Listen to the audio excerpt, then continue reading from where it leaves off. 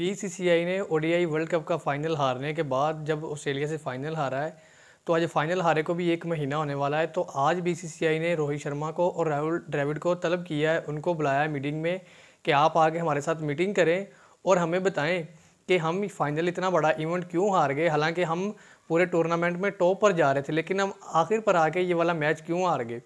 तो वहाँ पर सबसे पहले राहुल द्रविड़ ने जो बात की है, उन्होंने कहा है जी कि सर देखें, हम जिस तरह सोच रहे थे कि पिच बाद में ऐसा होगा, सेकंड इनिंग्स में पिच इस तरह का खेल पेश करेगा, लेकिन नहीं, पिच ने पहले हमारे साथ और बिहेव किया हमारी बैटिंग में, लेकिन बाद में पिच ने और बिहेव किया। जब ये बात पूछी गई रोहित शर्मा से, तो सेम जवाब दिया रोहित शर्मा ने। उन्होंने कहा है जी कि सर देखें, जो कंडीशंस थी ना वो बिल्कुल मुख्तलिफ हो गई थी सेकंड इनिंग्स में, और पहली में बिल्कुल मुख्तलिफ थी, पिच बिल्कुल ही चेंज हो गई थी। एक बात। दूसरी बात, ये वही पिच थी जहां पर ऑस्ट्रेलिया और इंडिया का फाइनल हुआ है। ये वही पिच थी जहां पर इंडिया और पाकिस्तान का, आपने देखा होगा जब पाकिस्तान ने पहले बैटिंग की है तो पाकिस्तान की बैटिंग को इतनी मुश्किलात आ रही थी। जैसा कि पहले इमाम और बाबर अब्दुल्ला शफीक आए, उन्होंने बड़ा अच्छा स्टार्ट दिया टीम को। उसके उनके आउट होने के बाद ही जब बाबर ने और रिजवान ने कितनी बॉलें ली, मतलब उनके 30-32 ओवर हो गए थे और सिर्फ 150-52 स्कोर था।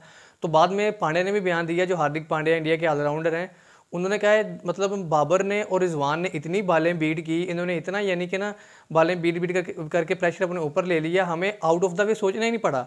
हम सिंपल सी बॉलिंग करवाते रहे, ये बालें बीट करते रहे और इन पर प्रेशर आता रहा।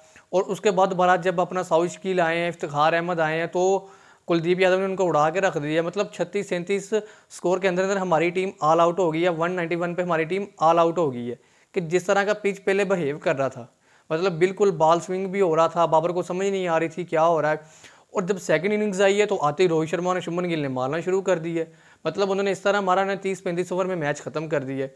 तो उन्होंने बताया जी पिच ने हमारे साथ ये किया है। मतलब इंडिया बिल्कुल तैयार था, हमारे हम टॉस जीतेंगे, हम पहले बैटिंग करके इनको एक लंबा टारगेट देंगे बड़ा, और बाद में हम आसानी से मैच जीत लेंगे। लेकिन ऐसा नहीं हुआ।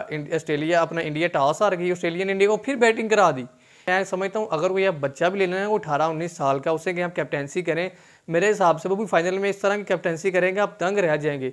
इनकी नब्ज इतनी तेज़ है, मतलब उन्होंने पिच को पहले से रीड कर रखा था, उन्होंने देख लिया था कि इस पिच पर कल क्या होने वाला है, तो वो पहले सोच के बैठे हुए थे, पैट कमिंस वगैरह। तो उन्होंने जी उनको बैटिंग करवा दी कि आप बैटिंग करें। फिर जब बैटिंग हुई तो फिर आप सब ने देखा है क्या बना है उनके साथ। उनके ओपनर्स को समझ नहीं आई, रोहित शर्मा मारते हैं, मतलब वो तो हिटिंग करते हैं, उनके बल्ले पर बार आती रही, वो मारते रहे। बाद में शुभमन गिल आउट हो गए, विराट कोहली और केएल राहुल ने इतनी बालें खाई हैं। विराट कोहली के आउट होने के बाद पूरा मैच ही चेंज हो गया है। मतलब बॉल एज लग के आउट हो रही है। एज तब ज़्यादा लगता है जब आपको समझ ना आ रही हो कि हमारे साथ क्या हो रहा है, तब एज के चांसेस ज़्यादा होते हैं। तो वहाँ पर आपने देखा होगा केएल राहुल जिस तरह इतनी बालें बीट करके स्कोर करके गए, श्रेयस अय्यर को समझ नहीं आई, जडेजा आउट हो गए। मतलब इसी तरह वो बालें बीट करते रहे, उन पर प्रेशर बिल्ड होता रहा। ऑस्ट्रेलिया ने बड़ी आसानी से फिर मैच जीत लिया। मतलब बाद में उनके 3 आउट हुए ज़रूर हैं, लेकिन उनकी नब्ज इतनी स्ट्रॉन्ग है, उन्होंने तो बिल्कुल ही गेम से बाहर करके रख दिया जी इंडिया को।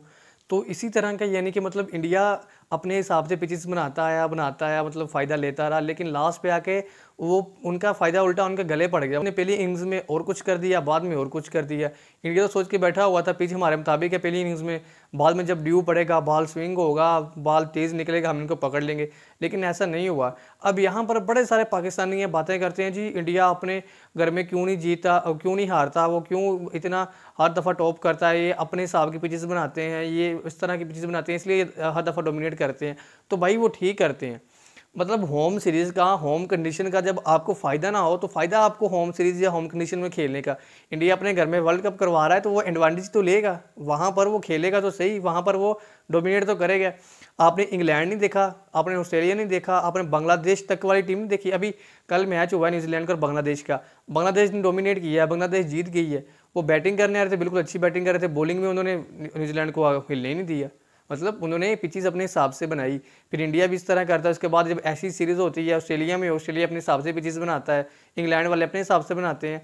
नहीं कोई बनाता तो पाकिस्तानी नहीं बनाते, पाकिस्तानी फजूल फटा गंदी पिचे बना के वहाँ पर इंग्लैंड से मार खाते हैं और वाइट वाश हो जाते हैं। मतलब होम कंडीशन का आप फ़ायदा नहीं ले रहे, आप इतनी गंदी पिचेस बना देते हैं। आप वहाँ पर आपका घर है, आप पिच बनाएं, आप अगली टीम को हिलने ना दें। आप बैटिंग बनाएं या बॉलिंग बनाएं, अगली टीम परेशान हो जाए, यार पाकिस्तान में जाकर जीतना कैसे है। ठीक है जी, मतलब आपको नहीं बनानी आ रही, अब आप फ़ायदा नहीं ले पा रहे तो वो अलग बात है। तो ये ना कहें जी कि बाकी टीमें अपने फ़ायदा लेती हैं, फलां करती हैं, वो फ़ायदा वो लेती हैं, उनको लेना चाहिए, आप नहीं ले पाते। ठीक है। तो ये देख लें एक पिच का क्या मतलब था, एक पिच से फाइनल हारे वो, उसके बाद उन्होंने अपनी जो मैनेजमेंट थी उनको बुला लिया। तो ये इस तरह की मतलब आप पिचेस बनाएं जब आपको फ़ायदा हो जाए ना, और जब इंडिया अपने अपने अपने फ़ायदे की पिचेस बनाए वो हार जाए या जीत जाए तो आप कहें जी इन्होंने अपने फ़ायदे की पिच बनाई थी इसलिए जीते हैं। तो आप बताइएगा क्या इंडिया के साथ वाकई बुरा हुआ है कि उनके कंडीशंस उनके ही गले पड़ गई और वो फाइनल हार गए? बताइएगा आप कमेंट्स में। मिलते हैं अगली वीडियो में, तब तक के लिए अल्लाह हाफिज़।